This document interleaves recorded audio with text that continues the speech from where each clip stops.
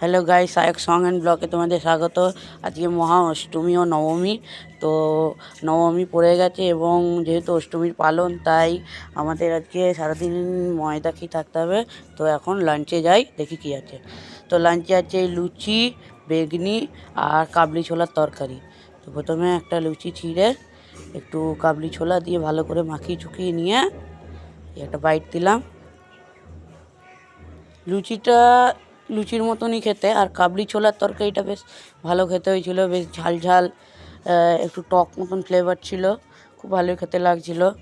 তো এই খাবারটা আমি এখন এনজয় করি, আর তোমরা ভিডিওটা এনজয় করো। তো গাইস, আমি বেগনিটা সেরকম মনোযোগ দিয়ে খাইনি, কারণ বেগনি খাওয়ার ইচ্ছা হচ্ছে না, খুব গা ছিল। খালি লুচি কটাই খেয়েছি।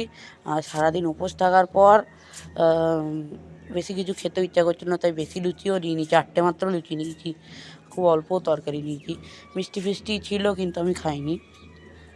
তো এখন আমার লাঞ্চ কমপ্লিট। তো এখন দেখা যাক। আচ্ছা, এখন সন্ধ্যেবেলা আমি রেডি হয়ে গেছি, এবার একটু ঠাকুর দেখতে যাব। আমাদের পাশেই একটা গ্রাম আছে মন্তেশ্বর, ওটা একটা বাজার বলা যেতে পারে আমাদের। তো ওখানে ঠাকুর দেখতে যাব।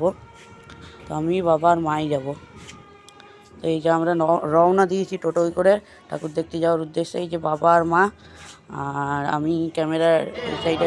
এই যে মন্তেশ্বরে খুব সুন্দরভাবে সাজিয়েছে এবং অ্যাম্বিয়েন্স থেকে শুরু করে খুব আমার খুব ভালো লেগেছে। এত সুন্দর ঠাকুর কলকাতাতেও দেখিনি। তো আমি বাড়ি ফিরে চলে এসেছি, আর বেশি কিছু খাইও নি। তো এখন এবার রেডি হব, হয়ে সন্ধি পুজোর জন্য যাব। তো দেখতে থাকো। তো এখন আমি রেডি হয়ে গেছি। তো এখন রাতের খাবারে ডাল পুরি হবে, সেই জন্য আমি একটুখানি ময়দা মেখে দিয়েছি এবং ডালের কটা পুরো বানিয়ে দিয়েছি। তো এই যে ডাল পুরির জন্য বাবা বেলছে, আর এইদিকে এই একটা দিদা আছে যে সে ইয়েগুলো পুরগুলো ভরছে। তো এইভাবে ডাল পুরি বানানোটা খুবই সহজ। তোমরা দেখো, সন্ধে পুজোর আরতি শুরু হয়ে গেছে।